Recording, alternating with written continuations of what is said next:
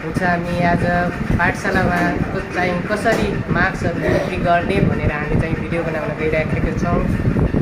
यहाँहरू पक्कै पनि यो भिडियोबाट आफ्नो मार्क्सहरू चढाउन सक्नुहुनेछ भन्ने आशा गर्छौँ। हुन्छ, हामी सुरु गर्छौँ।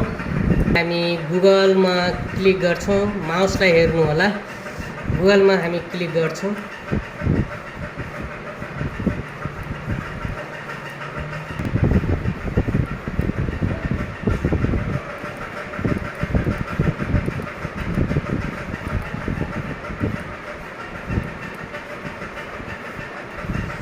गुगलमा आइसकेपछि यहाँ देखिन्छ हामी योबाट पनि गर्न सक्छौँ या हामी पाठशाला एम्समा गएर पनि क्लिक गर्दाखेरि हाम्रो यो चाहिँ लोकल होस्ट लगइन भनेर आउँछ।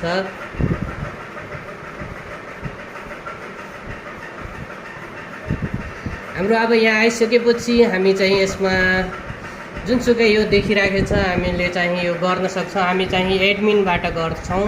एडमिन्स त्यो गरिसकेपछि त्यसपछि एडमिन गरिसकेपछि यहाँ पासवर्ड त्यसै छ आएको। हामी लगइन गरिदिन्छौँ। लगइन गरिसकेपछि हाम्रो पाठशाला ओपन हुन्छ।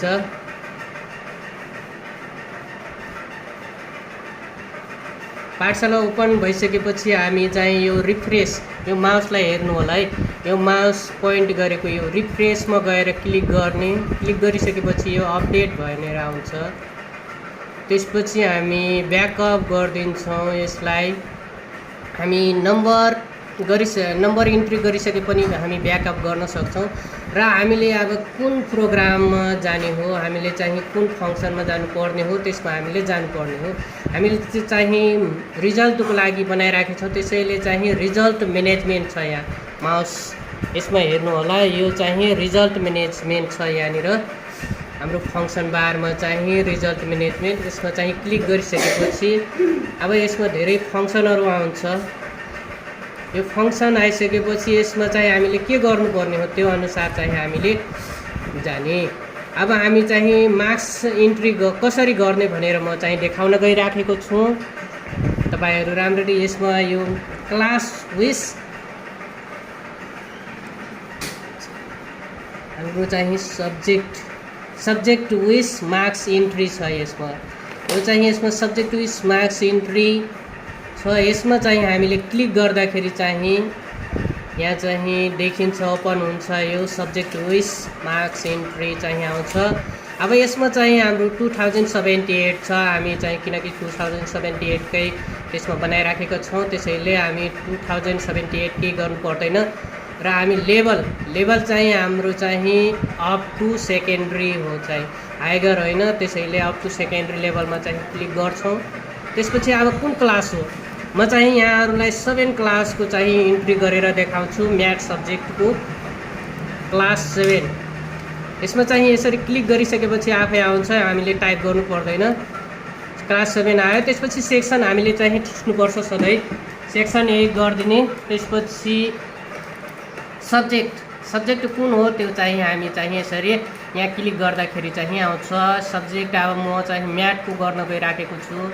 म्याथ सब्जेक्टमा क्लिक गर्ने। त्यसपछि अब कुन टर्मिनलको इक्जाम हो अब त्यसमा हामीले क्लिक गर्न सक्छौँ। यो चाहिँ फाइनल चलिराखेको छ त्यसैले म फाइनलमा क्लिक गर्छु। त्यसपछि यहाँ 100 मार्क्स अनि त्यसपछि 40 पास मार्क्स छ।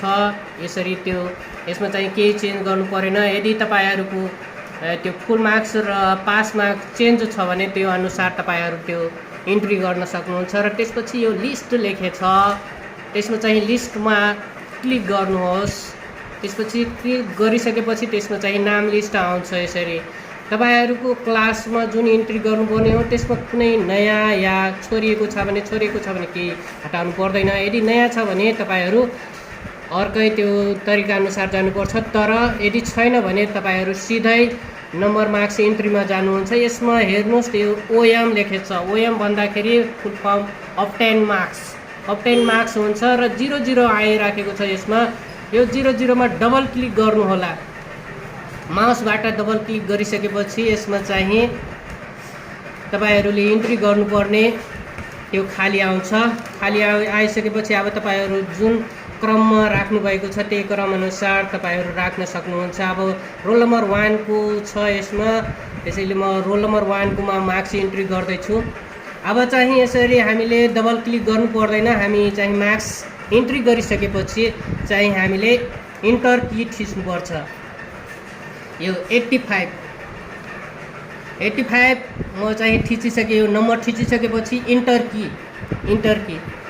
यो देखाउँछ इन्टर की, यो इन्टर कीमा थिचिदिएँ। त्यसपछि यो मार्क्स एक्सेप्ट भइहाल्यो। त्यसपछि म अर्को त्यो अब इन्टर की लगातार हामी थिच्दै जान्छौँ मार्क्स र इन्टर की।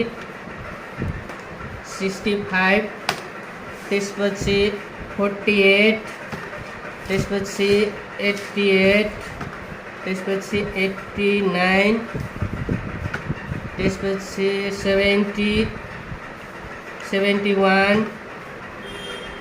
त्यसपछि 81, त्यसपछि 61, त्यसपछि 49, त्यसपछि 17, त्यसपछि 60, त्यसपछि 55 गरेर यसरी इन्टर प्रत्येकचोटि त्यो नम्बर हालिसकेपछि चाहिँ इन्टर की थिच्नुपर्छ है।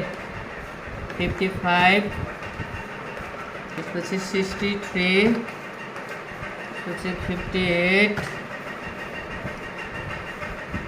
71। यो चाहिँ कम्प्लिट भइसक्यो। अब कम्प्लिट भइसकेपछि हामी यहाँ माथि हेर्छौँ, यसमा यो फङ्सनको त्यसमा बारमा हेर्छौँ हामी, यसमा सेभ लेखेछ, त्यसमा हामी क्लिक गर्छौँ। क्लिक गरिसकेपछि यसमा student exam marks save successfully भनेर यसरी चाहिँ केही नभएर यसरी लेखेको आउँछ भने ओके हामी क्लिक गर्छौँ भने त्यो मार्क्स इन्ट्री भइसकेको हुन्छ। यो इन्ट्री भइसकेपछि अब हामी कसरी हेर्ने या अरू कुन सब्जेक्टको गर्नुपर्ने हो त्यही क्लास अनुसार क्लासमा जाने, सब्जेक्टमा जाने, अनि जुन त्यो फाइनल हो कि के हो त्यही अनुसार यसरी चाहिँ प्रत्येकको चाहिँ यही तरिका अनुसार हामी के गर्न सक्दैनौँ। त्यसपछि यही के गर्नु पर्दैन र यही अनुसार हामीले चाहिँ नम्बर अर्को पनि हामी हाल्न सक्छौँ यसरी। हुन्छ, यदि तपाईँहरू बुझ्नु भएन भने फेरि पनि सोध्नु होला र घरिघरि भिडियो हेर्नु होला अनि राम्ररी सिकेर राम्ररी इन्ट्री गर्नु होला भनेर तपाईँहरू पनि सक्नुहुन्छ भन्ने आशा छ। हुन्छ, हस्।